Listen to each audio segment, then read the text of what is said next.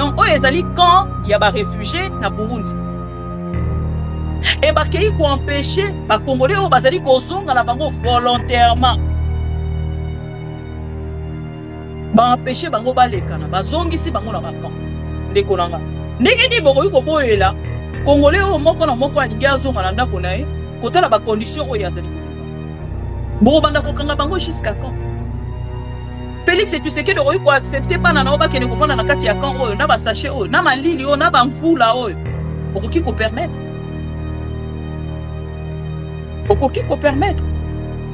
mais comme c'est les enfants des autres montez mais en place vous n'êtes pas responsable, vous êtes des autorités irresponsables.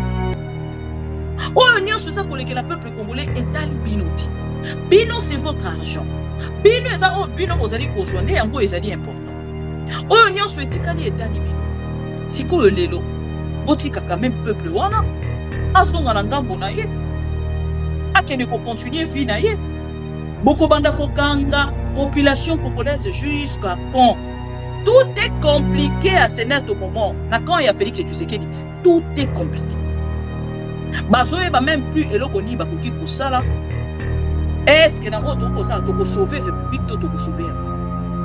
Awa, chers amis, Félix Tshisekedi a ça une chose. Oui, Félix Tshisekedi soit disant un dialogue. Tant on a connu que c'est un président et un tâtonnement. Les alliés locaux à Kobomate, les alliés locaux les alliés frais. Nous allons comment à travers un processus où Félix Tshisekedi a engagé. Nous allons comment à travers Bamboko Félix Tshisekedi a fréquenté pour la Koluka, Lisungi. En même temps, il y a Kobundana de Corneille Nanga. En même temps, il y a Koluka dialogue. Tolandi interview, il y a Félix Tshisekedi. Na Kolinga wana penana vanda na ngambo ya Angola nde na kokende kolobela likambo wana. Po Tolanda ki biso na bino Félix Tshisekedi dans une interview où aza kotalisa que le président rwandais a koki le président angolais a koki ko swa makambo na maboko dialogue ko simba kaka soki ye na ngambo na ye akei kolobela yango. Mes chers amis, na moment naza koloba na bino, ça chauffe déjà na Angola. Angolais ils ont besoin Félix Tshisekedi ayebisa bango eloko ye ali. Ndeko Corneille Nanga aza na ba stratégie. Oyo Félix Tshisekedi aza na yango. Na koloba na bino. Ma stratégie eza makasi. Oyo ezali mosika na oyo ya Félix Tshisekedi. Yango moni partout Félix Tshisekedi aza kotambola, aza kobeta moto na mur. Aza kobeta moto na mur sans qu'il ayeba. Pona nini pona makambo ye aza kokende kosala, aza kosala. Donc il est tellement éparpillé. Oyebi moto moko alobaka na biso likambo. Oh je suis éparpillé.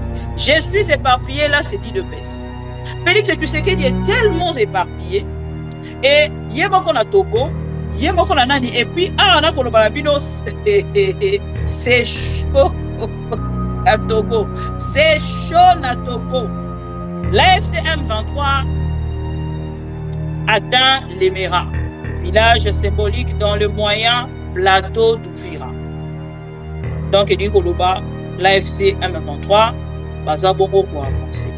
En dépit des appels à un cessez-le-feu entre les forces gouvernementales et la rébellion de l'AFC M23 au front dans le nord Kivu et le sud Kivu. Le belligérant poursuivent le manœuvre militaire sur le terrain. Dans ce contexte, les rebelles de l'AFC M23 sont entrés jeudi 15 janvier 2026 dans le village de l'Éméra, dans la chefferie des Bafuliro dans les hauteurs du territoire d'Ouvira au sud Kivu. Des colonnes de rebelles ont été aperçues de la matinée après de violents affrontements contre le Wazalendo dans ces villages situés dans le moyen plateau d'Ouvira. Donc, Awa, l'homme est perdu et Corneille Nanga avance. Chers amis pro-Congo, l'heure est grave. Félix est perdu, il continue à tâtonner et tâtonnement na yewana déjà pour permettre que Ndeko Corneille Nangaa a avancé autre. Et ce qui a s'entêté, boyoka bien, ce qui a s'entêté lisusu pour les lona kolobana bino Angolais etindaki bato na bango na Kinshasa. Message wana limité, ezalaki un message verbal. Atindeli Félix Tshisekedi. Mais sinon Félix Tshisekedi azali sous pression makasi. Aza ko imposer dialogue, ba imposer, vous êtes informés. Azali ko imposer pena dialogue ba lobi monsieur tika distraction. Okolongwa na pouvoir na humiliation et négocier. Mais pendant ce temps, tous autres Sabino quand même que Félix Tshisekedi na mikolo ezali koya akozala sans allié. Pour ceux qui va président africain, bakei na kota li s'appelle à Félix Tshisekedi que président burundais que vous n'avez pas le droit ya kosala makambo ya lolenge wana kozonga ensemble na bino koya lisusu komonte yango mais tozo komituna soki ezali na compatibilité. Si c'est compatible, en fait qu'un président de l'Union africaine a soit parti pris dans il y a conflit entre deux parties. Donc Félix Tshisekedi a commis le cola, moto amati likolo anzete akute na nyoka, ceux qui cobra na mai na se lion mai na mopanzi moyen pour sauter exact. L'homme est tellement coincé, l'homme est vraiment coincé. La culture du mensonge est en train de gagner du terrain. On ment comme on respire au Congo. On ment pour couvrir ses propres inerties. On ment pour couvrir son incompétence et parfois pour justifier son irresponsabilité. On ment.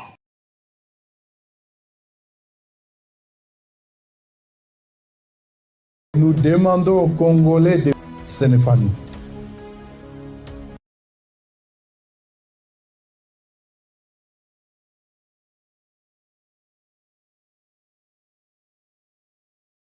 Qui est celui-là qui va m'interdire, moi, le garant de la nation, à ne pas faire ça? Personne, vous avez entendu, personne ne changera mon avis sur cette question. Et personne ne m'empêchera de réfléchir de cette manière et d'avoir cette approche. Et nous demandons aux Congolais...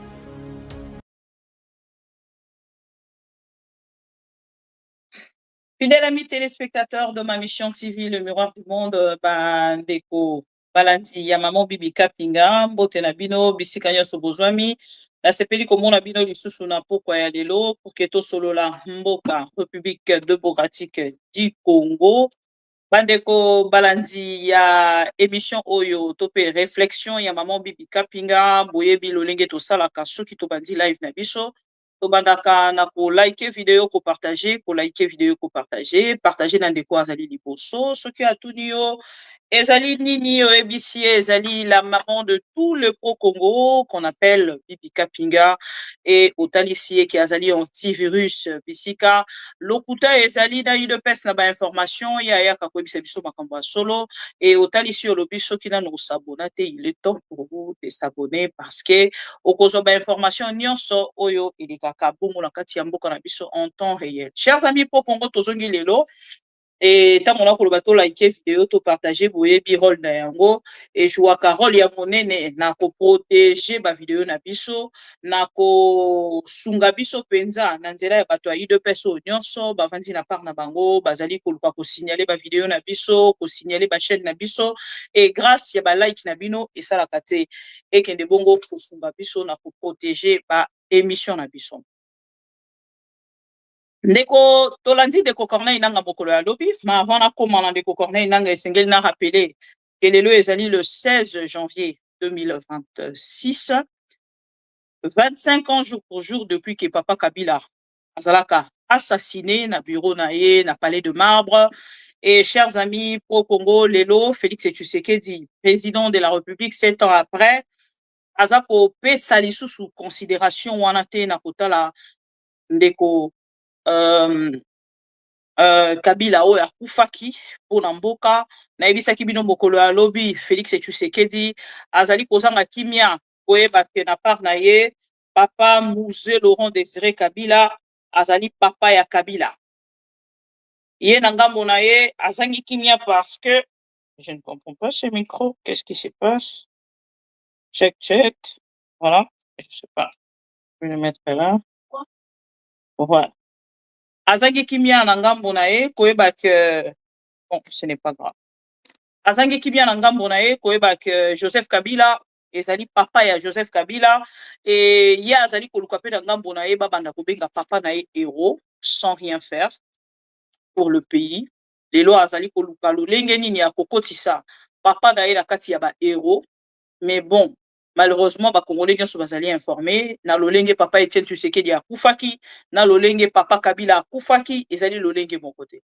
Alors bandeko nyonso bozali kolanda biso nalingaki na banda nanu na information wana parce que la famille dénonce et tango ya dénonciation ya makambo ya lolenge wana esengeli to meka bongo kotalisa parce que bato ebele baza koloba oh non nanga azali koya bongo kolongola Félix Tshisekedi lolenge nini alingi dialogue te bandeko nanga Félix Tshisekedi azali moto bakoki kosala na ye dialogue te moto moko te akoki kodialogue na Félix Tshisekedi naza koloba yango ba preuve yango chers amis nayebisaki bino l'autre fois que Félix Tshisekedi akei na part na ye ko bebisa ndako ya Joseph Kabila ozela pardon na kolinga na kota na kati ya page oyo ndeko na biso Steve bisika na zwi information ya dénonciation ya mokolo ya lelo bozela pardon tac tac tac voilà. Alors la famille dénonce aujourd'hui Boebi Félix Tshisekedi soi-disant alingi dialogue tant on a koyebi c'est que c'est un président et un tâtonnement ezali eloko akobomba te ezali eloko moko ezali vrai tozali komona yango à travers ba processus au Félix Tshisekedi azali ko engagé tozali komona yango à travers ba mboko Félix Tshisekedi azali ko fréquenter pona koluka lisungi en même temps ya kobundana ndeko Corneille Nanga en même temps ya koluka dialogue tolandi interview ya Félix Tshisekedi na kolinga wana pena na vanda na ngambo ya Angola nde na kokende kolobela likambo wana po tolandaki biso na bino Félix Tshisekedi dans une interview oyo aza kotalisa que le président rwandais le président pardon angolais akoki kozwa makambo na maboko dialogue ekosimba kaka soki ye na ngambo na ye akei kolobela yango. Mes chers amis, na moment naza koloba na bino ça chauffe déjà na Angola. Angolais en a besoin Félix Tshisekedi ayebisa bango eloko ye alingi.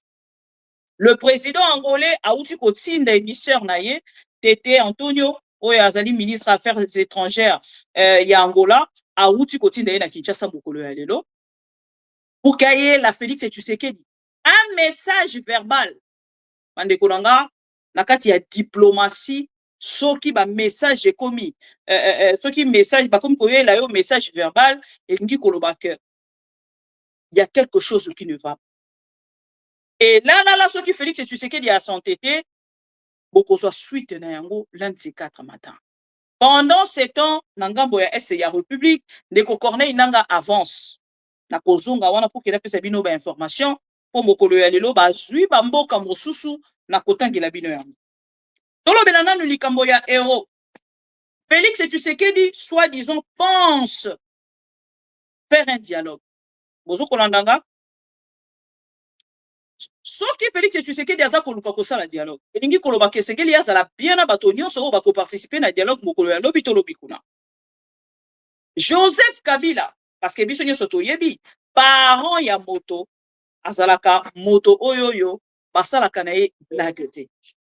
Soki moto yango ezalaki azali na bomoi tokoki comprendre mais moto esa akufi. Moto esa la porte s'il vous plaît. Moto esa akufi. Mais bango bazui moto esa akufi bakomi ko se moquer na ye na famille na ye mobimba. Awa na koloba na bino chers amis, Félix Tshisekedi non seulement akei kobotola ndako ya Joseph Kabila, akei kobotola, akei kotinda bato ba piller bilamba ya Joseph Kabila na résidence na ye na ngambo ya GLM. Nyonso azokosala na objectif ya koyokisa Joseph Kabila motema pasi. Ya kotalisa Joseph Kabila que moi je suis aujourd'hui président de la République. Ça ne marche pas comme ça. Asali humiliation na Joseph Kabila d'un procès bidon. Oyo lelo bango moko na ngambo na bango partout bisika azali kotambola baza kotalisa ye ke sengeli yake na oto bengi bongo acquittement ya Joseph Kabila. Esengeli yake na ko akite Joseph Kabila, soki akite Joseph Kabila nde na momona bakoki kokende na kati ya dialogue. Parce que boye bisanga lelo Félix Tshisekedi na dialogue. Ako dialogue na nani? Na est condamné à mort.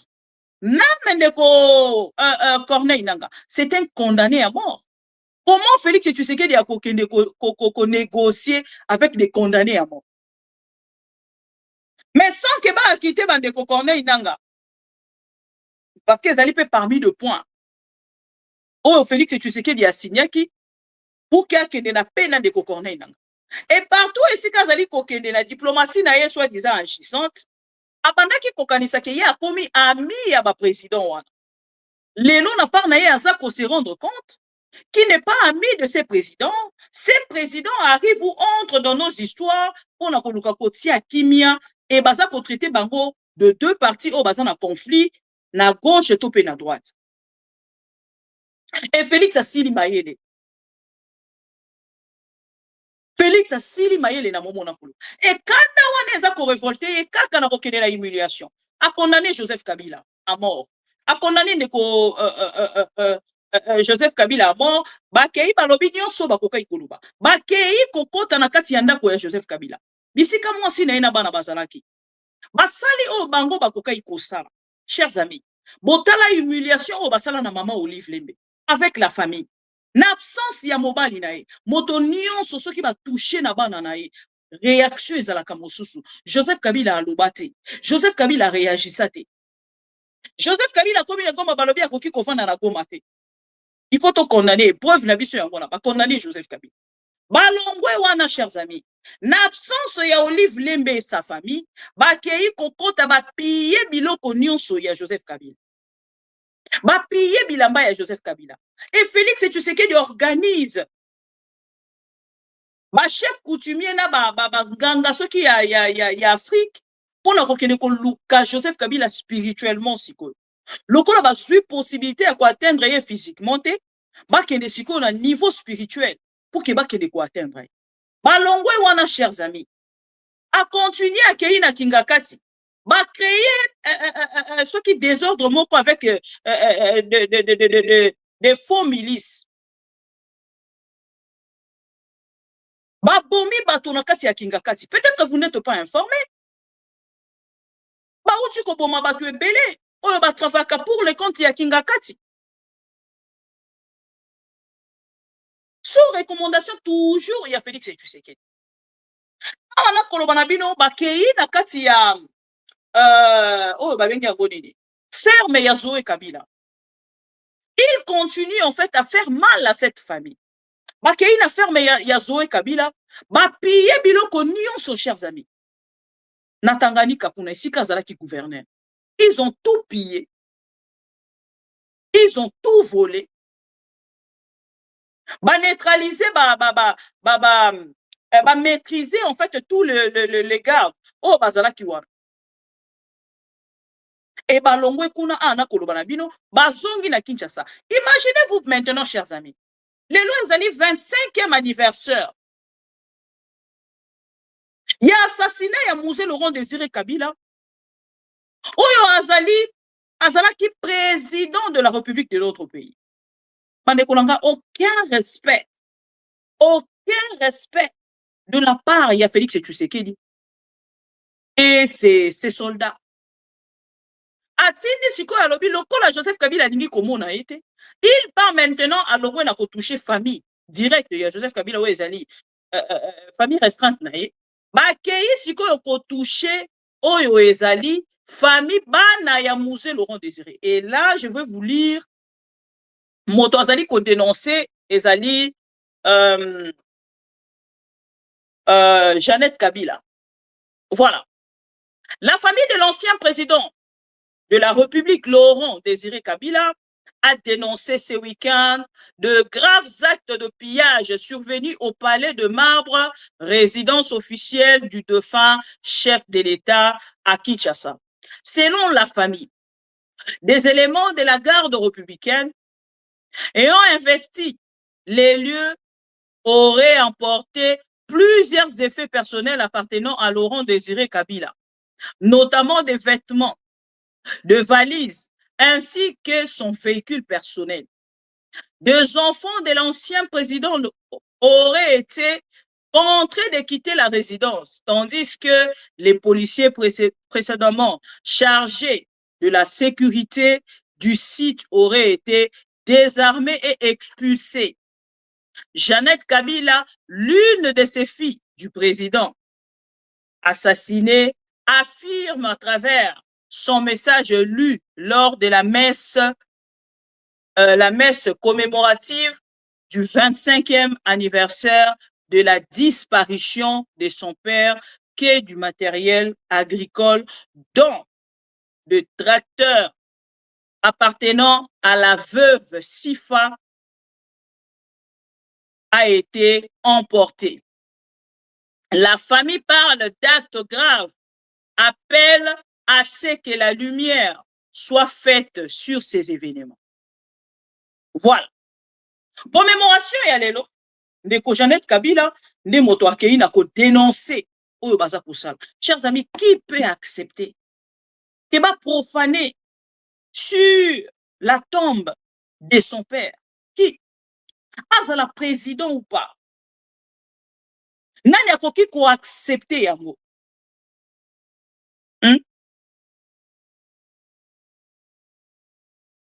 Nani akoki ko accepter yango? Moto nini akoki ko accepter ba humilier parents na ye? Moto nini? Voilà, chers amis. Et Félix et Tshisekedi on a la même personne. Oyo azali kotambola pona koluka dialogue. Oko dialoguer na moto. Oyo yo ozali kokende ko humilier partout et si ko ozali kokende kotambola. Chers amis, ko dialoguer na Félix et Tshisekedi et kozale loko moko ya malamu te. Moi je le dis chaque jour, mais naïf sarabino ngala ko sala confiance na ba politiciens congolais. Parce que bazara na manière na bango ya komona makambo, bazara kana lolenge na bango ya kotalela mboka et toyi kolala lobi na toko tomoni bango autour d'une table. Na ko condamner bango te pona yebi bazali bato babaloka na minute. Na minute babaluki. Voilà. Courage encore une fois à la famille Kabila. Courage na bana ya papa Kabila, courage na mama Sifa, courage na bato nyonso o bazali ko soutenir cette famille parce que ceux qui na kei na ngambo kosusu na tali lolenge ba ancien président bazala kabongo respecté, ba président oyo bakufa to pe ba héros ya ba pays mosusu bazala kabongo respecté. C'est humiliant quand même de notre côté à koyeba que Musée Laurent Désiré azali héros, mais azali traité comme un héros. Ça fait mal, mais courage na bango. Voilà. Chers amis, avant to kende na likambo ya Est ya République, pour permettre nga na meka kolobela ces jeunes na lobela kilobi. Nathalie Sakibino vidéo ya jeune oyo. Bona nani? Il est Mosengo Nzuzi. Ovanda wapi? Mokali. Ovaina Mokali. Ah, okomi na hôpital boni boni. Nakomi. Batika kingai. Batika. Bayo boka ngai tawa. California. Bakanga kiyo nde ba libéré o lelo. Ba libéré na lelo. Bayo kana California. Na hôpital. Osa kinini. Sala ke loko te likolo.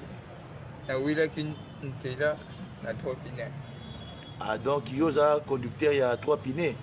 Owela ki nzela nde bango bakangaki yo. Bakanga ngai mokolo général atinga 5 personnes na ba district. Yango atinda biso a IPCRIM 7 mois mobimba. 7 mois. Siko ozoka ndenge nini? Fodo na telema te tambola te. Oketo moya te meza te. Babetaki yo fimbo. Te. Babeta yo fimbo te bana bakanga yo. Est-ce que bakonzo bakangaki yo bango. Basambisaki yo. Asamba te. Osamba te. Tililo. Ok. Merci. Kashoni ozaki na kashoni. Amigo ya wapi? Ba amigo zebele amigo zaki batiaka bato. Ozaki na amigo nini? Amigo na IPCRIM. Na IPCRIM na Gombe. Na Gombe. Ok. Depuis mukoni bakangao. Depuis le 5. Les 5 nini? Les 5 à 5 mois. Les 5 à 5 mois 2025. 2025. Merci beaucoup. Voilà. Le garçon que vous voyez, je pense que Bandeko Nyonso Bayokaki, Makambo et Komelaki. Na photo, bozo komona, basa kotali sabiso que le monsieur azalaki na nous boye avant akota na kati ya cachot privé o bakendaki kotia ye. Namoni ba Congolais belé bazo kokomilanga, mais je ne peux pas vous rassurer quelque chose o nga na zana précision na yango te. Ndeko après avoir koloba ba kota di sabiso que depuis mokolo ya lobi atiki molimo, akati molimo pardon. Mais chers amis, permettez-moi de vous dire aussi, je ne peux rien vous confirmer. Déjà moto asali interview wana na yebiete.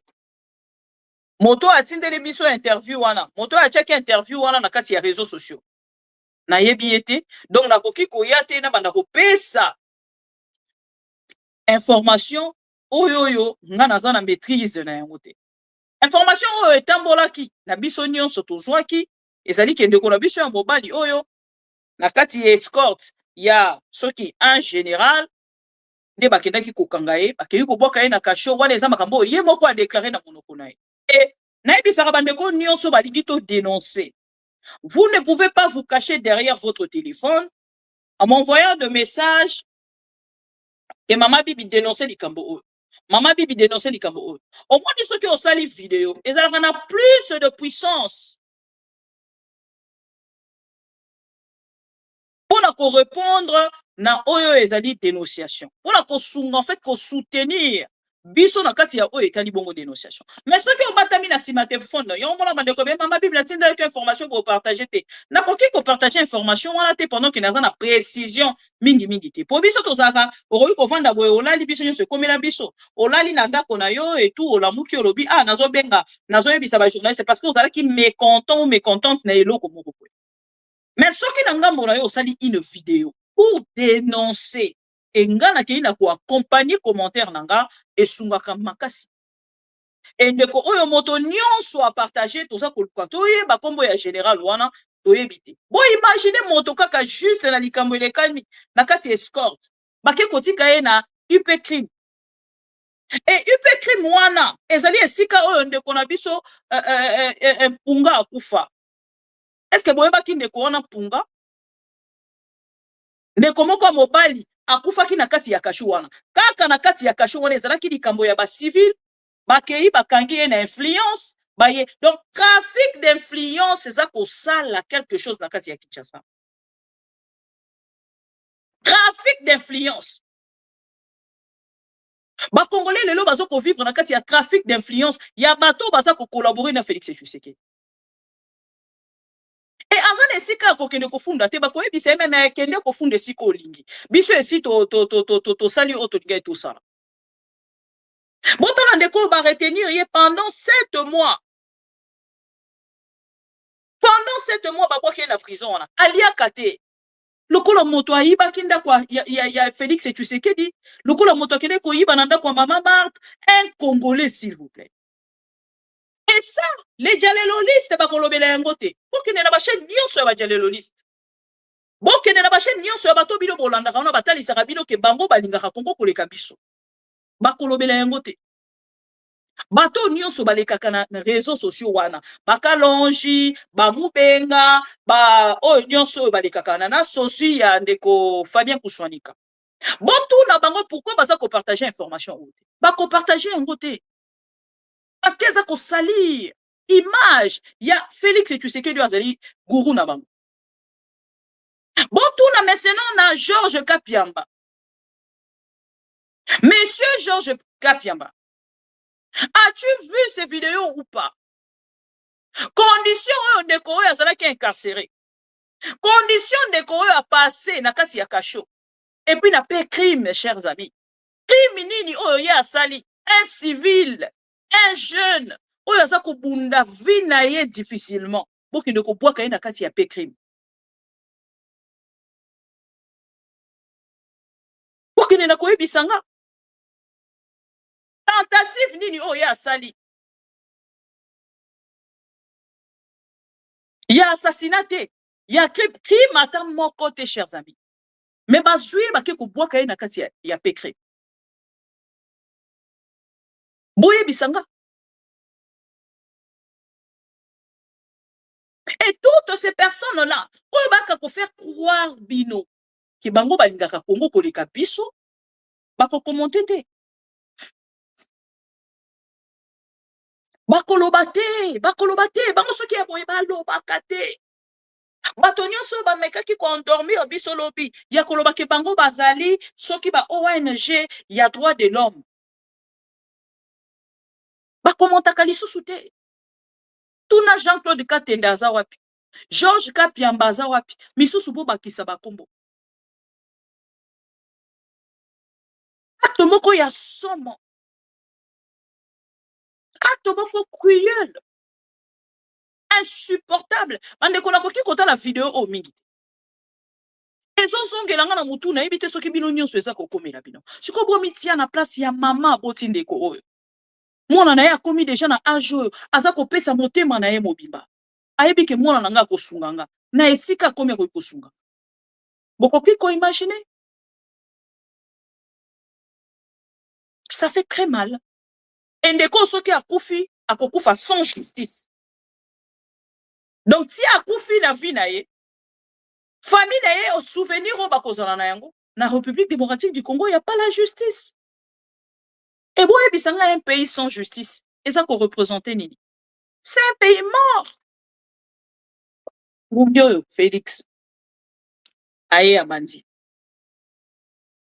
C'est un pays mort.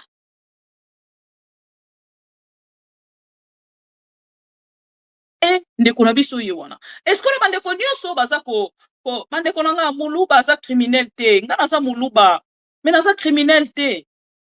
Baluba nyonso baza mitema mabe te. Baluba nyonso baza ba soifé ya mbongo te. Baluba nyonso baza ba opportuniste te. Te.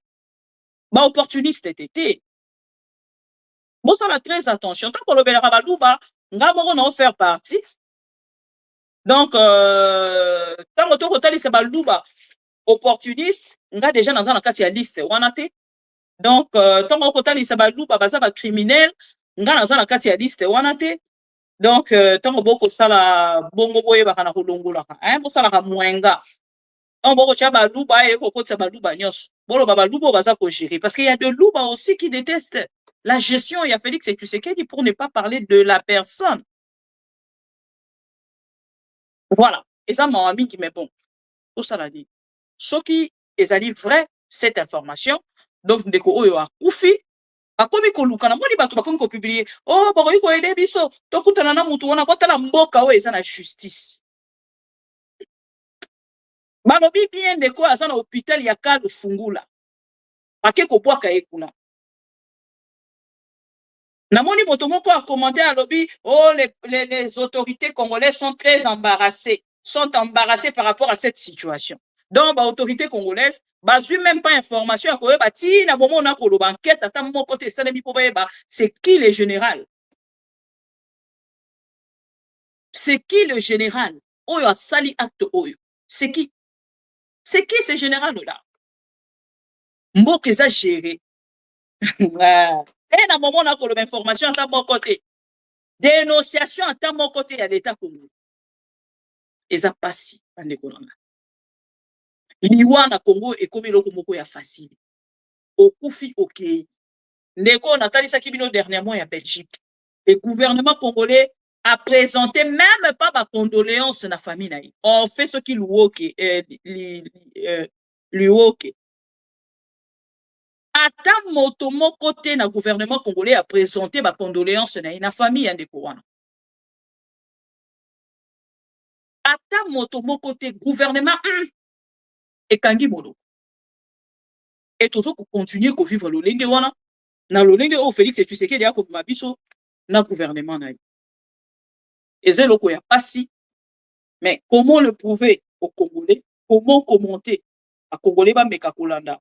Baeba ke makaboto zali koluba. Ezali lolenge wana.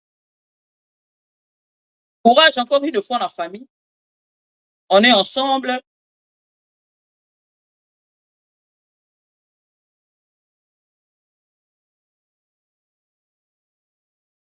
On est ensemble. Donc on continue au tala likambo oyo total esika nini ekomema biso. Donc on continue ko dénoncer yango chaque jour. Donc tala ti dimanche soki gouvernement congolais kokini na ko réagir. Encore une fois bande ko bosala très attention. Tango bozali na Kinshasa, boye bakeloko nini oyo bozali kosala. Bosala très attention bato bazali na mitema te. C'est des hommes sans cœur. Soki okoyi komitia na nzela na bango okosuka lokola ndeko oyo. Et si bakotisi bobangi, bakotisi dictature, bakotisi nyonso ya mabe, tuerie nini nyonso bati en place pour que bango batikala na pouvoir. Dans ce qui on meki na pouvoir na bango, résultat na yo ekozala lokola ndeko na biso oyo ya mobali. Ezali soué na biso te, mais bon, balingi biso to comme esclave na bango, bazui ba Congolais aujourd'hui en otage parce que bango balingi ba umela na pouvoir. Donc, ça a très attention et kozala eloko malamu mingi peta. Avant na lobela ndeko Corneille nanga na lingi na dénoncer pour na lobeli ndeko yo na lingi na dénoncer oyo ezali boko kosalema na ngambo ya Burundi. Chers amis pro-Congo, les Burundais empêchent les Congolais réfugiés. Oh bautaki na Uvira bakendaki kuna baza ko empêcher bango kozonga na kati ya Kinshasa et na kati ya Uvira. Naibisa ki bato ke boko mesana na gestion ya ndeko Corneille nanga.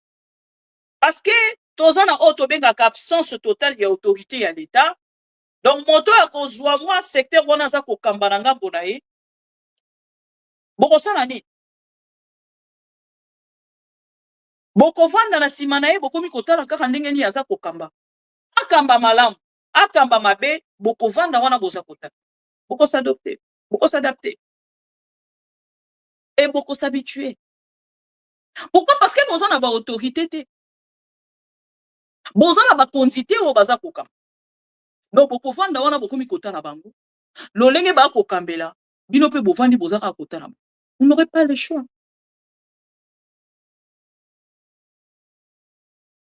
Vous n'aurez pas le choix.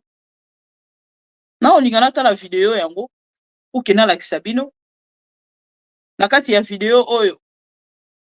Pardon.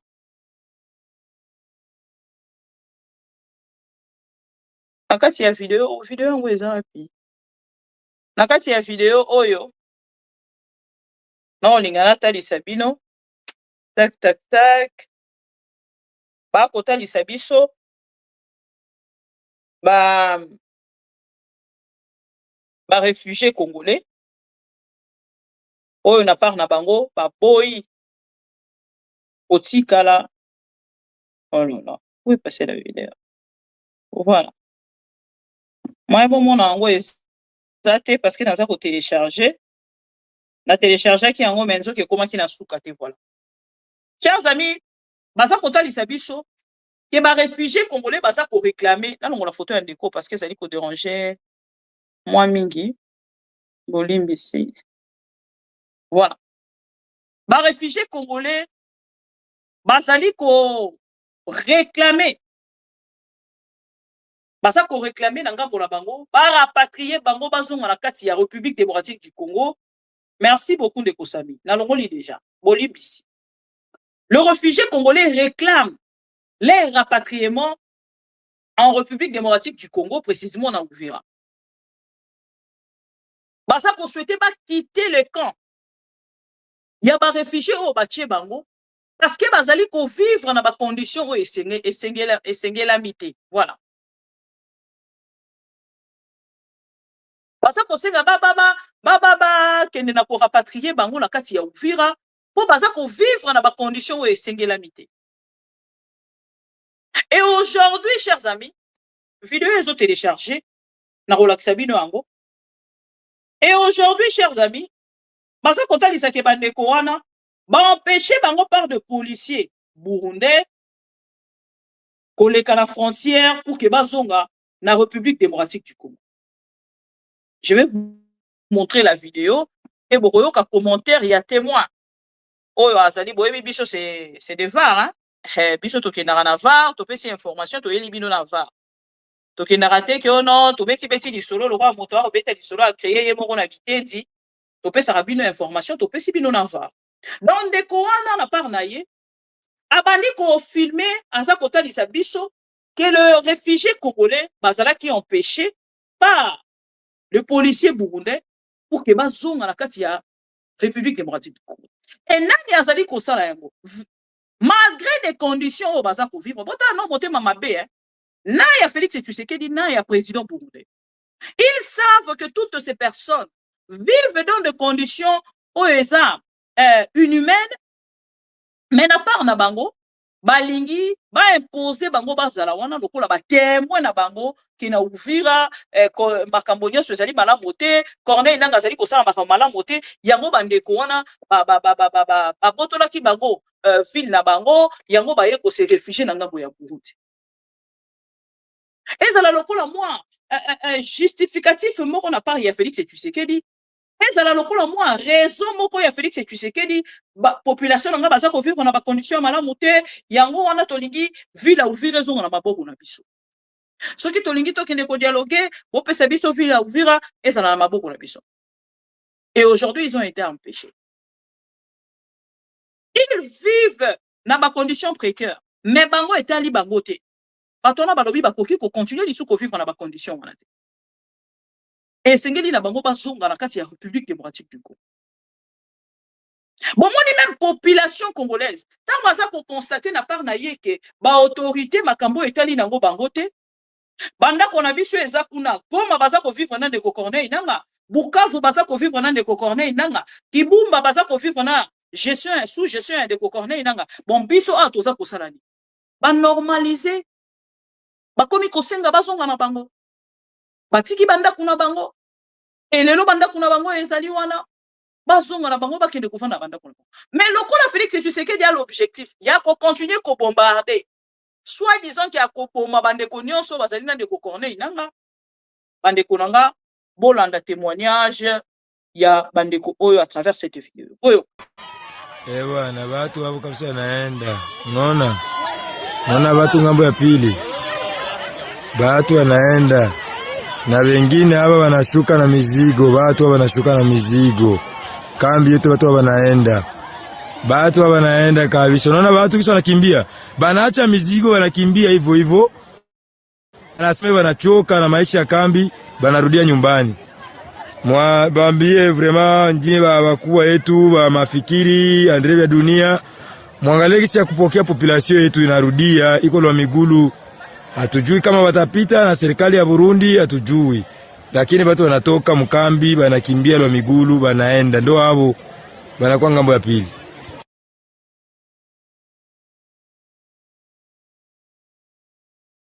Voilà Bolandi.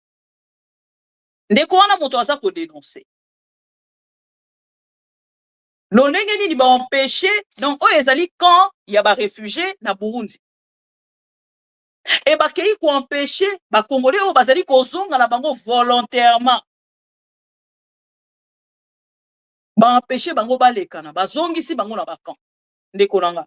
Ndenge ni bokoyi ko boyela Congolais oyo moko na moko alingi azonga na ndako na ye Côté la condition où yazali ko vivre. Vous n'êtes pas responsable. Vous êtes les autorités irresponsables. Oh, nous sommes ça pour que le peuple congolais est à libinoti. Bino, c'est votre argent.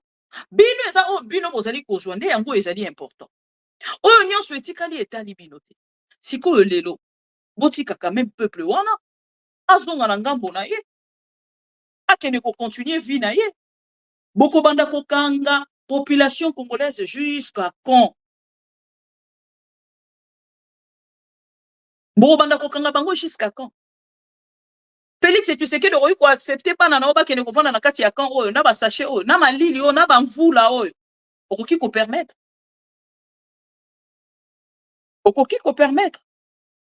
mais comme c'est les enfants des autres modé meza en plasté na mona ki mama oyo nani F bazaiba akei kuna komi côté ya bango oh non kala mingi te tozo ko sala ngo to ko zwabino to ko bongisa makambo wana mokonzi ya mboka azali que c'est triste hein. Une femme comme ça, sans cœur aussi. Ou azotambola na mensonge ya Félix et tu sais qui. Maman F Bazaïba. Oh lobby, ba Congolais nyonso babandaki ko apprécier. Nzoka appréciation wana ezalaki na yango juste ya mensonge oye pa bandaki ko tie la biso liboso a mesa. Escroquerie morale oye azalaki ko sala peuple congolais. Et aujourd'hui monoko ekangami hein. Les Congolais vont souffrir. Et Félix, tu sais qu'il y a les sentiments, en fait, il y a pour faire souffrir les Congolais. Il a ces sentiments-là. Le coup de corneille n'a qu'à gomate, n'a qu'à y baban qui nyonso. Moutou nyonso mbongo na yese. Mais quelle violation! Quelle violation de droit! Okoyo ka Georges Kapiamba kolobate. Tout est compliqué à ce net au moment. Na quand il y a Félix, tu sais qu'il dit, tout est compliqué. Bazoé ba même plus eloko ni bakoki kosala. Est-ce que na auto kosala to ko sauver république to ko sauver. Awa, chers amis, Félix et tu sais que dia ça exposé. Avant na kene na likambo Angola, pour permettre ngana so ngana na Uvira depuis mokolo ya lobby nini s'est passé. Ndeko Corneille nanga apesi nzela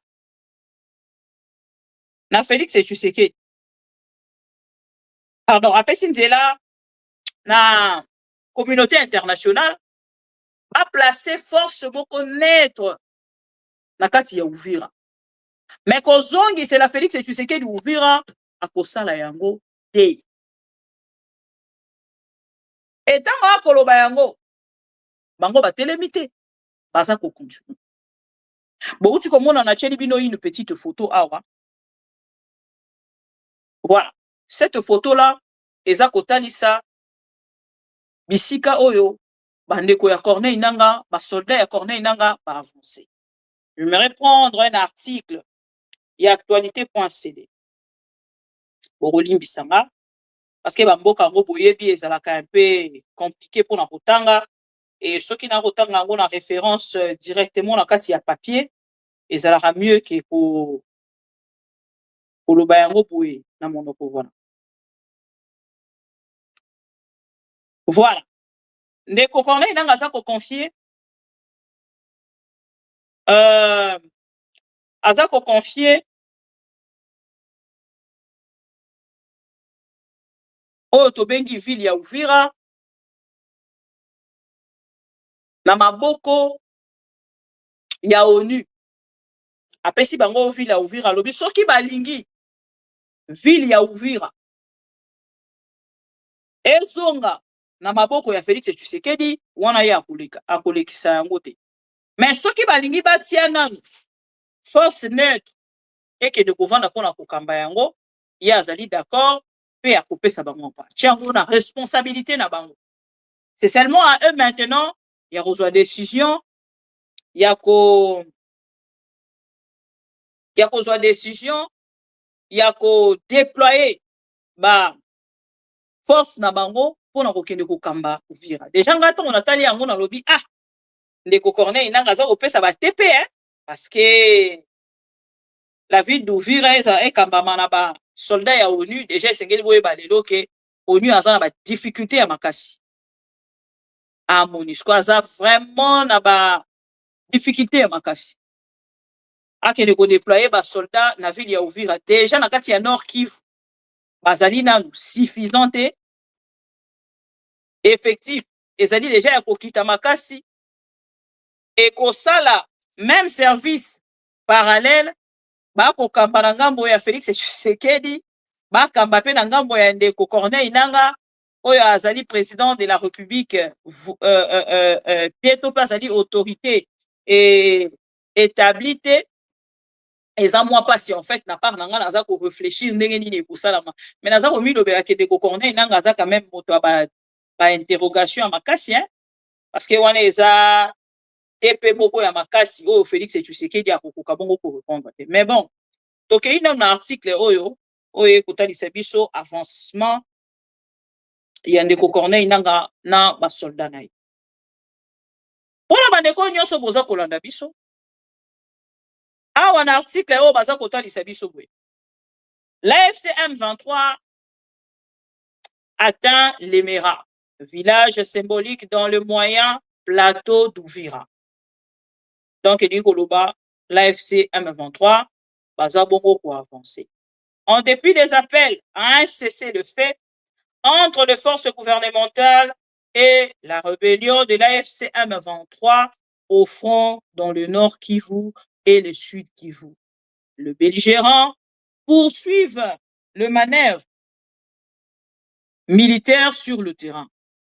Dans ce contexte, les rebelles de l'AFC M23 sont entrés jeudi 15 janvier 2026 dans le village de l'Emera, dans la chefferie des Bafuliro dans les hauteurs du territoire d'Uvira au sud Kivu. Des colonnes de rebelles ont été aperçues de la matinée après de violents affrontements contre le Wazalendo dans ces villages situés dans le moyen plateau d'Uvira. Les sources d'actualité.cd indiquent que les rebelles ont opéré un débordement dans plusieurs villages, notamment Akaziba, Langala et Rubanga, afin d'atteindre l'Emera. Les rebelles sont passés par Langala et Rubanga avant de se diviser en deux groupes. L'un a pris la direction de Kidote et l'autre celle de Nakandongo, confie une source de la société civile locale. Cette version de fait est corroborée par plusieurs d'autres sources dans la région. L'Emera est un village situé à près de 30 km de Bouengera, juste après Luvungi, et en quittant la route nationale 5.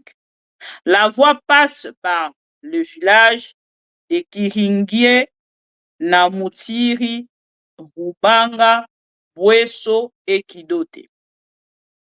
L'Emera est symbolique dans le territoire d'Uvira. Bon, on en a bien. Bon, l'Emera est symbolique dans le territoire d'Uvira, car il a abrité le centre de formation militaire pour la rébellion de l'AFDL. Pour plusieurs observateurs, la prise de l'Emera pourra ouvrir, on en a bien, la voie à la rébellion vers Bulenge et Katala, dans les hauts plateaux d'Uvira. L'Emera est aussi symbolique car le célèbre hôpital de Panzi tire son origine de ces villages où le docteur Denis Mukwege, le prix Nobel de la paix 2018, a servi comme médecin directeur en 1996. Chers amis pro-Congo, c'est pour vous dire que Ndeko Corneille Nangaa azana ba stratégie oyo Félix Tshisekedi azana yango te. Na koluba na bino ma stratégie eza makasi oyo ezali mosika na oyo ya Félix Tshisekedi. Yango moni partout Félix Tshisekedi aza kotambola, aza kobeta moto na mur, aza kobeta moto na mur sans qu'il ayeba. Pona nini pona makambo ye aza kokende kosala, aza kosala. Donc il est tellement éparpillé. Oyebi moto moko alobaka na biso likambo, oh je suis éparpillé. Je suis éparpillé là c'est dit de pèse. Félix Tshisekedi est tellement éparpillé et ye moko na Togo, ye moko na nani et puis na koloba na bino c'est chaud na Togo. C'est chaud na Togo. Peut-être besoin d'information te. Nazo kokende kosura bino ba information à Togo. C'est chaud na Togo na momo na koloba na bino. Félix Tshisekedi akanisa ba ko bengisaka ye moko. Akutani kuna Angola. Akutani kuna Burundi, akutani kuna Rwanda, bazape kuna na Togo, babengisi ba. Donc, ye moko ayebi lisusu te, mais Togo ezalaki pourquoi asitu ki azui surprise ka kuna. Ye kanisa ki baza ko inviter kaka ye parce que c'est lui qui a le problème, ma akuti kuna pe na ngambo na ye makambo eza ya koyinda. Ezo ko fongolela ye voix te ya solution na lolenge oyo azalaki kozela. Ezo ko fongolela ye voix te na lolenge oyo azalaki kozela.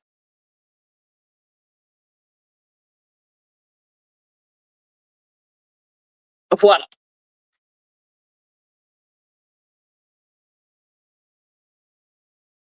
Donc awa l'homme est perdu et Corneille Nangaa avance. Et nalobaki message ya ndeko Corneille Nangaa. Ya koloba que année oyo eza année ya bénédiction, année ya délivrance, année ya victoire, année ya makambo nyonso oyo alobaki. Chers amis pro-Congo, l'heure est grave. Félix est perdu, il continue à tâtonner et tâtonnement na ye wana ndeza ko permettre que ndeko Corneille Nangaa a avancer autrement. Et soki akosantete boyoka bien, soki akosantete lisusu po lelo na koloba na bino Angola etindaki bato na bango na Kinshasa. Message wana ebimité, ezalaki un message verbal. Atindeli Félix Tshisekedi. Ok, okota kota na ba source nanga, ok na zwa mwa information. O bayeli wana, baye kokindela ye karma na ye to nini, qu'est-ce qui se passe? Pourquoi baye kaka batikeli message et puis babaluki bazoki? Balingi bayebisa ye nini? L'heure est grave pour Félix Tshisekedi. Na momo na koloba mbino. Eza vraiment Et awa ndeko Corneille Nangaa aza ko avancer. Ba ko kende kaka nzela ya Katanga. Direction baza kozwa boyoki ba précision o nyonso ba source ya actualité.cd ba pesi biso. Po biso ezalaka ba source te ke o non to bombi kombo tuté. Tokei tozwi na source information actualité.cd to yedi bino. Actualité.cd atalisi biso lolenge nini ndeko Corneille Nangaa aza ko avancer na est ya République, donc ça ne vient pas de nous. Soki na bimi na kati ya soki na bimi na kati ya nani wana na ozongela bino, soki na bimi na kati ya information wana na article wana na ozongela bino na article mosusu oyo eza kotalisa tac voilà. Na Sud Kivu, les combats Twirwaneho alliés à l'AFC M23 ont pris le contrôle du pont 0. Des ponts 0 au Nande Kotali Sabina. Voilà. Oyo ezali information ya point 0. Oyo baallié ya ndeko Corneille nanga bakei na kozwa 0.0 de mitumba lelo. Donc lelo bazwi mboka mibale bazwi point ya 0.0. C'est vendredi 16 janvier 2026 dans la matinée après avoir délogé la coalition de l'armée congolaise, burundaise et wazalendo. Donc ba déloger bango na 0.0 wana kuteza AFC M23 te.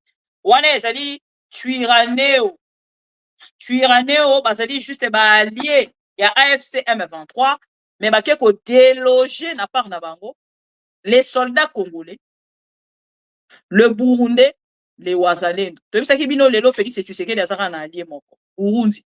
Mais na yebité, est-ce que compatibilité est kozala? Parce que dans 2 mois, il faut Burundi azwa place. Il y a président angolais, oyo azali président ya Union africaine. Est-ce que ba ko continuer ko collaborer na Félix Tshisekedi? Question mark. Et ceux qui a commis président, est-ce que zalaka na compatibilité que ozali président? Ezali na compatibilité za question na za kotuna. Na yebité ceux qui a se comporter toujours comme moto azali en même temps président ya Union africaine o esengeli a gérer ba conflit mazali déjà na part na ye en fait ya moto ya za ko soutenir aza déjà na prise de position to yebité ndenge ni kusalema. Mais pendant ces temps tozotalisa bino quand même que Félix Tshisekedi na mikolo ezali koya akozala sans allié. Pour ceux qui va président africain bakei na kotalisa pe na Félix Tshisekedi que président burundais que vous n'avez pas le droit ya kosala makambo ya lolenge wana kozonga ensemble na bino koya lisusu kokomonte yango mais tozo komituna soki ezali na compatibilité. Si c'est compatible en fait qu'un président ya Union africaine a soit parti pris na kati ya conflit entre 2 parties. Eza question. Voilà. Mais sinon, Félix Tshisekedi azali sous pression makasi. Asa ko imposer dialogue, ba imposer vous êtes informé. Azali ko imposer pena dialogue ba lobi monsieur tika distraction. Okolongwa na pouvoir na humiliation. Kende ko négocier. Jipro Congo bonsoir. Y a-t-il? Non, c'est pas compatible. Voilà. Voilà. Donc Félix Tshisekedi a commis lokola moto amati likolo ya nzete akutani na nyoka soki cobra na mai na se lion mai na mopanzi moyen ko sauter ezate. L'homme est tellement coincé, l'homme est vraiment coincé. Et pour na kosilisa na ebisaki bino ke l'Angola etinzi Tete Antonio et pas à Félix Tshisekedi mokolo ya lelo. Na ebisaki bino depuis lobby que Félix Tshisekedi azali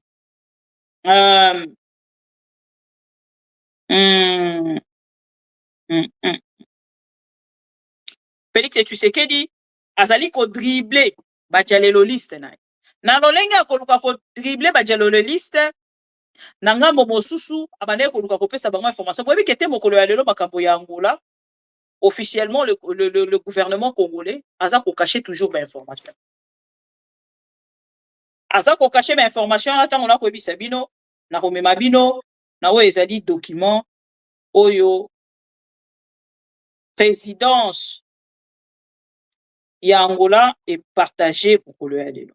Là c'est en anglais et en portugais, non mais en français. Boyo ka communiquer sur information autozo ki lobby et pas de la biso Steve.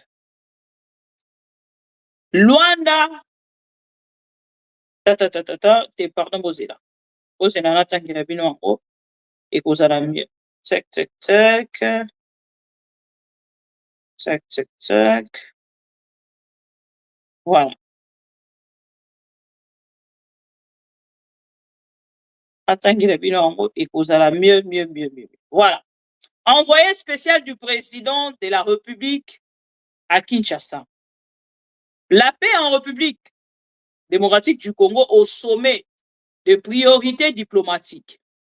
Dans le cadre des efforts politico-diplomatiques déployés en faveur de la paix et de la stabilité dans l'Est de la République démocratique du Congo, le président de la République d'Angola et président en exercice de l'Union africaine,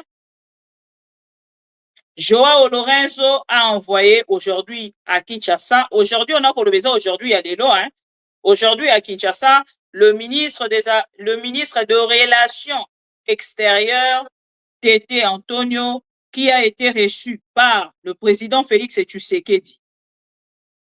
Lors de cette rencontre, le ministre a transmis au chef de l'État congolais un message verbal du président Joao Lorenzo rappelant qu'hier, dans le cadre de la même diligence diplomatique, le président Joao Lorenzo a abordé la situation en République démocratique du Congo à Luanda avec les évêques représentant la conférence épiscopale nationale du Congo, Cinco et l'ECC, c'est-à-dire Église du Christ au Congo. Donc, awa, Félix Tshisekedi biliaki e bikoki lo mams.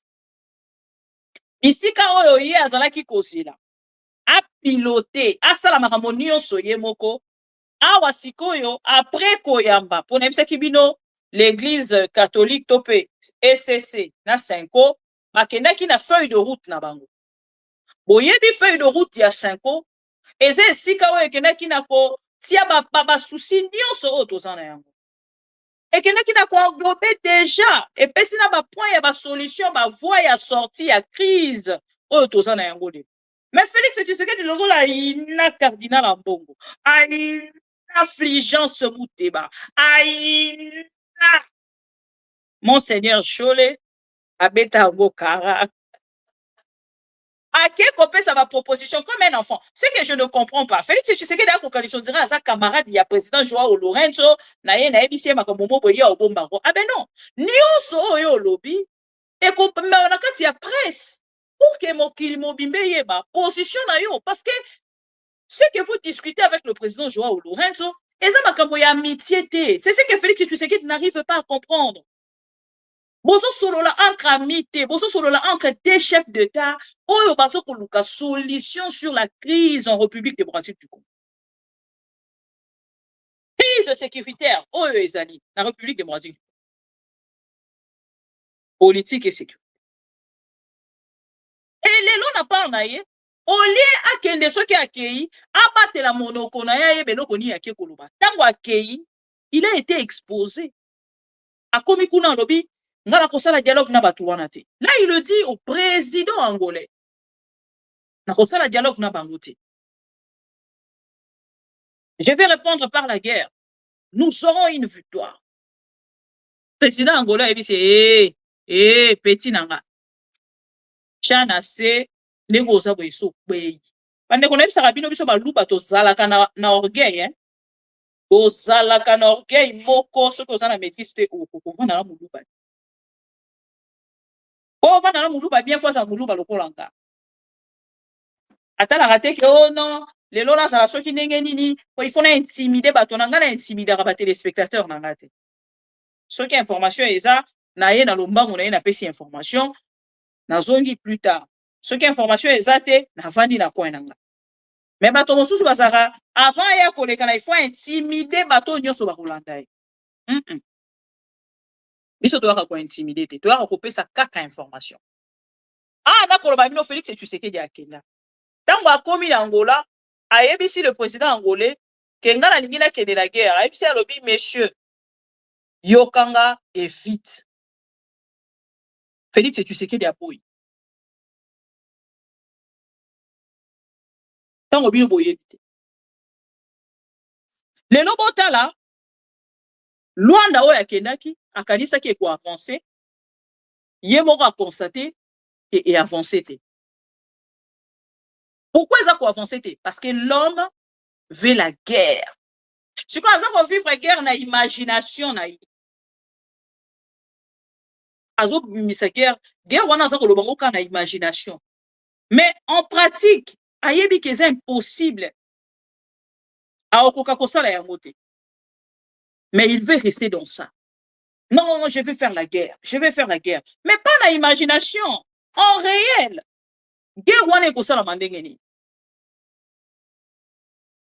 Guerre wana ekosala mandenge nini? Partout bisika aza kotambola, aza kokende kosenga kaka aide militaire. Pour quelqu'un ko la guerre, mais pour tout na Félix et Tshisekedi, bande konanga, naza ko concéder yango, hein. Il a le droit, il est le président de la République, a eu kotambola partout et sika alingi pour qu'il y ait Minduki abunda. Mais nga nazo sala siko réflexion. Par rapport ya oyo yi azalelo, faiblesse oyo azana yango lelo. Parce que même le président Joao Lourenço atali sié na crise aux en a 3 options. Option à liboso, bovandi na bino mutu na mutazo gérer na part na ye. Et comme il a bokomi na 2 présidents, oyo azo kokamba na Nord Kivu na Sud Kivu, yo zo kamba na Kinshasa. Et oyo ami balé, bokei ko solola na dialogue.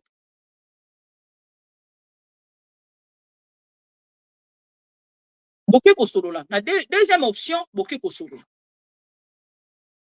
Bokei na dialogue, bo négocier, bo silisi, c'est bon, te bokati.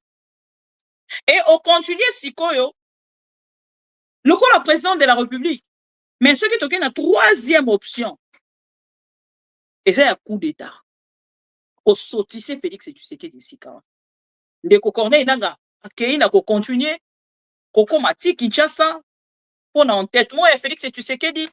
L'olenga kolinga ko dribbler bato nyonso, aza déjà exposé, chers amis. Et lelo, akoki kovanda lisusu na ngambo na ete akende kolwana. Et tant que alobi na président angolais, qu'il fait asungaye, le président angolais dit c'est alobi azo kende na ba élection. Politiquement, aza déjà en danger. Parce que les opposants va monter tellement au créneau que et ça peut permettre yé lisusu kokamba malamu. Et ba problème aza nango na mboka na ye atinda Minduki na Kinshasa et kobaluka contre yé par rapport à ses opposants. Oh, bah, monter en créneau avec la population. Et on y takuna télémélié déjà, donc, azo sala peza, ombrage makasi na président Joao Lourenço. Ce qui ba yo kike, Minduki na biso nyonso eza identifié, et kenda ki na ngambo, ya République démocratique du Congo pour la kopula, et kosungate. Et puis, na moment na koloba, jusque là, nazali, président de l'Union africaine. Et Anna Kolobanabino, Félix Tshisekedi a accueilli Lomé. Depuis lobby. Et na Lomé kuna accueilli, akeko bisa bango, na lingi na dialogue te, na lingi na dialogue te, na lingi kana kende na guerre. Mais on constate la guerre.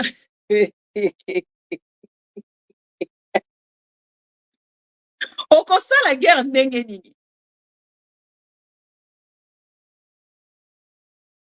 Na moment tozo koloba, même question, on ne kokorne inanga atindi, na ndeko Joao Lourenço. Non, je réponse c'était. Mais cet argument-là, diplomatiquement, ne kokorne inanga za na raison. A ko continuer kozala na raison. Parce que na logique diplomatique utaki na kati ya accord ya Washington, il faut accord de paix et bima na kati ya Doha. Ce qui accord de paix et bimi na kati ya Doha te, du coup, Ndeko Félix et Tshisekedi, akoyeba lisusu eloko nini ya kosala te. Donc, diplomatiquement, argument ya Ndeko Corneille nanga pona Uvira, eza correct. Akokende na Luanda te, et Uvira, bazwa yango, bakende bongo, o sécuriser yango, na ba force moko neutre. Ce qui ba force neutre, bakokende na ko sécuriser yango te, akotika te. Voilà. Azan argument na mususu a ko pousser, na tikaka walikale, lelo nga muto na bima zoba. Uvira nakotika Uvira te, nakotika Uvira te. Il de pèse, tension, ça va? Banga koko sabino awa. Oh, Uvira, omoni, ozo Uvira, sko bo zonge la batu wana nyonso botu na bango. Baswa déjà Uvira tote. ndeko Corneille nanga aza kokende na ba stratégie moko aza na ba conseiller ya malamu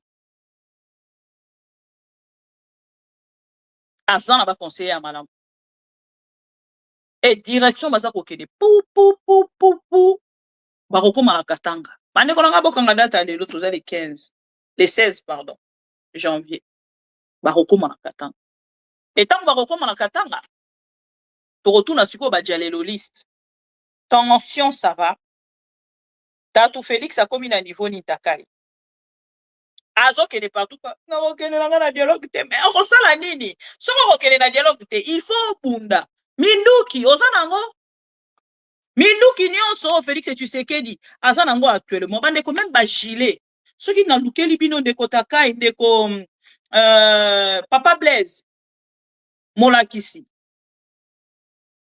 soki okei na ba video komona video moko oyo AFC M23 Mosakoli pardon Papa Mosakoli soki oluki na ba video komona video moko oyo AFC M23 nzela nzela ya bisimwa to Willy Ngoma babandaki ko dénoncer balobi Félix Tshisekedi aza motema mabe comment koki kotinda ba soldat na guerre wana ndeko Jean-Pierre Bemba aza nanu ministre ya défense comment koki kotinda ba soldat na guerre na ba antibal oyo ezali malamu ya plastique soki babeti munduki tu ekoti soki babeti lisasi ekoti ebomi mutu oka mutu alati gilet par balle mais babeti ye masasi ekoti bango moko ba analyser balobi mais ces gens sont des aventuriers ces gens sont des aventuriers des démons des gens sans cœur comment boyi kotina bana batu déjà na combat oso kofuta bango mbongo ya malonga te likolo nango bokei kosombela bango ba gilet par balle oyo ya plastique soki lisasi ekoti ebomi mutu donc soko mona ke mutu aza ko avancer na munduki du croyant que na part na ye aza ko bunda penda na sens ya ko pesa oyo tobengaka victoire na mboka na ye na assurance ya gilet par balle azali na yango na ba casque nini tout ça et tout mais non chers amis batala penza omona moto yo bino bokolo bake ba ko boma ba congolais makei ko analyser pourquoi bato bakufi mingi boye botala biloko basombela ki bango pourquoi parce que Félix Tshisekedi aza kozwa commission na ye na sima ya ba chanya so ya minduki wana même tant bakolo bakocha budget ya 5 milliards ani kolanga budget wana 5 milliards bakosala ngo en un seul jour te bakosala ngo progressivement bako débloquer mbala moko boye te bazwi batie budget ya 5 milliards lelo même ba soldat congolais bakomi kolala nzala soki bakei pour ke bafuta bango mbongo na bango bayebisi bango abi mbongo akofuta bino ezate mbongo nyonso eke na est donc ba soldat nyonso baza na kasi ya centre ville ya Kinshasa baza ko représenter lisusu eloko te soko oza na Kinshasa yo tokoki kokipe yo te mbongo nyonso eke na est. C'est comme ça que Félix Tshisekedi gère la République. Na moyibi, bomoni même, sauter au Yesu bango na kati ya paye service, na rozongi la dossier wana lobby, paye service, baza kota lisa na Félix Tshisekedi Sekeli a devoir bango, une affaire y a 4 milliards. 4 milliards. Ozo 4 milliards s'il vous plaît. Et ana koloba na bino ba mercenaire ya Félix Tshisekedi baza ko continuer lobi kuna to kolala to la muki toyoki pou basali bango lisusu kwikili. Donc chers amis pro Congo, Félix Tshisekedi ayaki pona ko sauver république te ayaki pona ko aider population congolaise te ayaki pona ko yiba République démocratique du Congo. Ces frappeurs sont venus pour frapper la République. Et continuer frappe na bango, baza ko luka ba solution pour protéger ba frappe na bango esengeli basala et a changé constitution. Ils pensaient que c'était facile. Yango na lobanga bande ko nyonso, tokoki kolinga, tope kolinga ndeko Corneille nanga te, Mais ceux qui n'a zongi kaka na point. Oyo ndeko Corneille nanga akenda pour répondre à biso. Qui est celui-là qui va m'interdire, moi, le garant de la nation, à ne pas faire ça? Personne, vous avez entendu, personne ne changera mon avis sur cette question. Et personne ne m'empêchera de réfléchir de cette manière et d'avoir cette approche. Les noms de Corneille nanga empêchai. Personne de Corneille nanga a stoppé constitution na biso evandi na kimia. Yango tende ezalaki priorité. Yango moni so ina vandi na bisaka ba congolais tokoki ukolinga ndeko Corneille nanga te. Mais soki totali kaka point wana batiaki déjà bato na centre nganda. Non bandeko nanga. Je suis désolé. Merci. Nabino nyoso bozalaki na première partie. Merci ndenge bozalaki wana pona biso. Biso pona bino. Tolobaka tozali liso na bino sika information ezali. Na lukela bino information ya Togo. Et nazonga na deuxième partie pour que to solola ensemble avec vous. Na bandeko nyonso oyo bolandinga oyo ayebi famille. Ya ndeko na biso oyo tozali ko diffuser s'il vous plaît. Botindeli biso numéro, nous devons quand même entrer en contact avec la famille pour que tout le monde ait des informations les alliés à solo. Tombo tomoko azui na ye kaka sali buzz comme d'habitude en République démocratique du Congo. Botonien sur ce qui a lié bana akendara na kozwa information moko boya tie wana et voilà quoi, chers amis. Alors, bonne soirée. Nabino nyonso. Tokutani tout à l'heure pour la deuxième partie ya émission Nabus. Nalingi Binomingi. Bonne soirée. Qui est celui-là qui va m'interdire, moi, le garant de la nation, à ne pas faire ça? À partir ya Goma, tokoki ko toucher Kigali wana. Akola la lisusu na ndako na ete. Akokota Zamba. Asakana na bato mususu, mais asakana na fachi beton te mokengeli ya ba Congolais.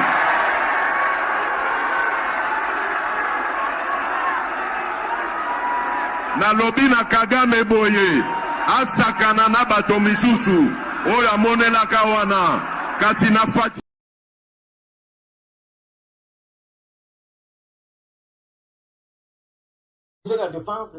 À partir ya Goma, tokoki ko toucher Kigali wana. Akola la lisusu na ndako na ete. Akokota Zamba. Asakana na bato mususu, mais asakana na fachi beton te mokengeli ya ba Congolais.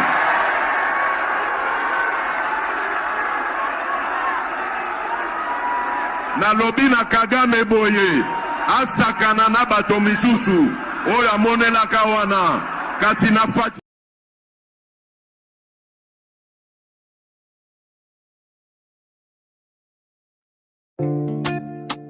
Ma mission TV,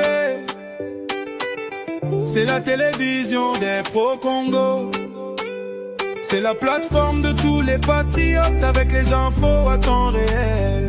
Vérifié, vérifiable, sans trucage avec Maman Bibi Kapinga. La maman de tous les pro-Congo.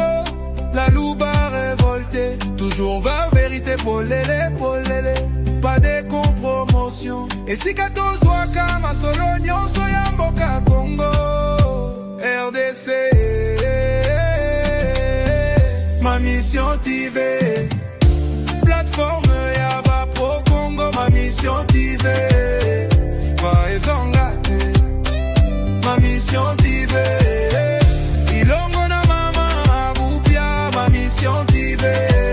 Et si Katou Wakaba Sango ya solo, ma mission TV. Mission Nabiso, Bokangola Mia Congo.